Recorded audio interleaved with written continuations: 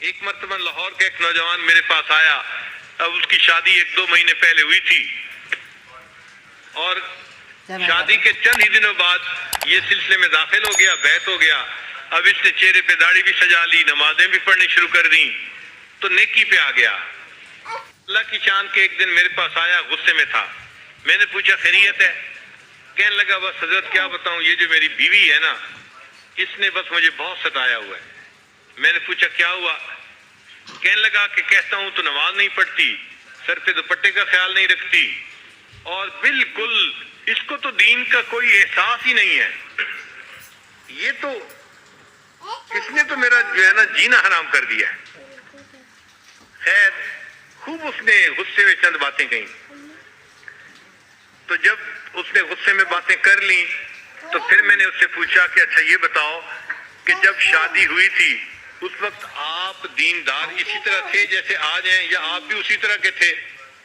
کہتے نہیں جی، اس وقت تو میں بھی نمازیں نہیں پڑھتا تھا۔ اصل میں شروع میں دونوں ایک ہی جیسے تھے اور آپس میں پسند کی شادی تھی یہ۔ تو میں نے کہا کہ بھائی آپ بھی اسی جیسے تھے اور آپ بھی نمازیں نہیں پڑھتے تھے، تو آپ نے ایسی ہی بیوی پسند کی، تو بیوی تو وہی ہے نا، کوئی بدلی تو نہیں ہے۔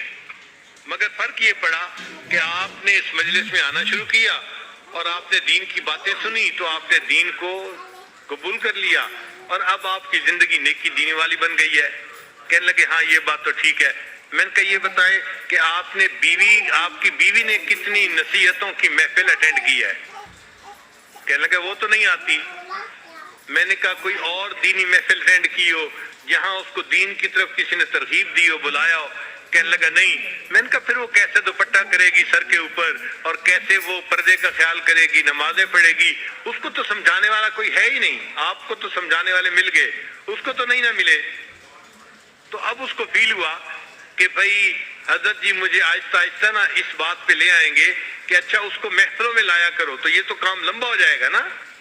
اور وہ تو جلدی حل چاہتا تھا کہ حضرت جی مجھے کہیں وہ نماز نہیں پڑھتی، تم جاؤ ذرا اس کو سیدھا کرو۔ خیر جب میں نے دیکھا کہ بھائی یہ خاموش تو ہو گیا ہے لیکن اس کے دل سے ابھی غصہ ختم نہیں ہوا، تو پھر میں نے اس سے بات کی۔ میں نے کہا دیکھیں آپ ہر سنت پہ اب عمل کرنے لگے ہیں نا؟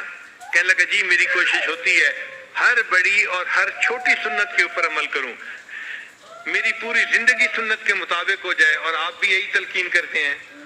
میں نے کہا اچھا میں آج آپ کو ایک سنت بتاتا ہوں، آپ اس کے اوپر عمل کریں۔ کہنے لگا جی۔ میں نے کہا آپ واپس جاتے ہوئے کسی دکان سے مٹھائی کا ڈبہ ساتھ لے جائیں، اور جب گھر جائیں تو دسترخوان پہ جب ڈبہ رکھا جائے تو اس میں سے مٹھائی کا ایک پیس اٹھا کے اپنی بیوی کے منہ میں ڈالنا۔ جب میں نے کہا تو مجھ سے پوچھتا جی؟ میں نے کہا بھائی میں فارسی نہیں بول رہا، میں آپ کی زبان میں ہی آپ سے گفتگو کر رہا ہوں کہ آپ ایک مٹھائی کا ڈبہ لے کے جائیں اور بیوی کو ہدیہ دیں، اور جب دسترخوان پہ وہ ڈبہ رکھا جائے تو اس میں سے ایک پیس اٹھا کے تو اپنی بیوی کو مٹھائی کھلائیں۔ جب میں نے کلیئر لفظوں میں پھر کہا پھر اس کو بات سمجھ میں آئی۔ کہنے لگا جی بہت اچھا۔ خیر وہ بندہ چلا گیا۔ اللہ کی شان کے چند دنوں کے بعد وہ آیا اور اس کی آنکھوں سے آنسو تھمتے نہیں تھے۔ میں نے پوچھا کیا ہوا؟ کہنے لگا حضرت خوشی کے آنسو ہیں۔ میں نے پوچھا کس خوشی کے؟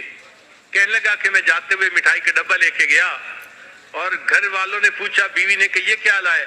تو میں نے کہا میں آپ کے لیے گفٹ لے کے آیا ہوں۔ تو بڑی حیران ہوئی، اچھا آپ میرے لیے گفٹ لے کے آئے ہیں؟ میں نے کہا ہاں۔ تھوڑی دیر کے بعد پھر کھانے کا وقت آیا تو کھانے کے دسترخوان پر کھانا لگ گیا اور وہ مٹھائی کا ڈبہ بھی وہیں تھا۔ کہنے لگے میں نے آپ کی جو ہے وہ نصیحت کے مطابق مٹھائی کا ایک پیس اٹھایا اور ایک گلاب جامن میں نے اپنی بیوی کے طرف کیا، تو وہ میری طرف دیکھنے لگی کہ کیا مطلب ہے؟ میں نے کہا کہ یہ میں تمہیں خود اپنے ہاتھوں سے کھلانا چاہتا ہوں۔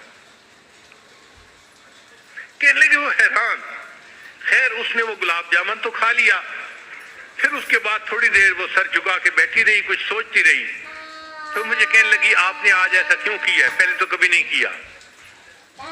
تو کہنے لگا کہ میں نے اسے کہا کہ نبی حضرت نے مجھے بتایا ہے کہ یہ نبی علیہ السلام کی سنت ہے، میں نے اس سنت کے اوپر عمل کیا ہے۔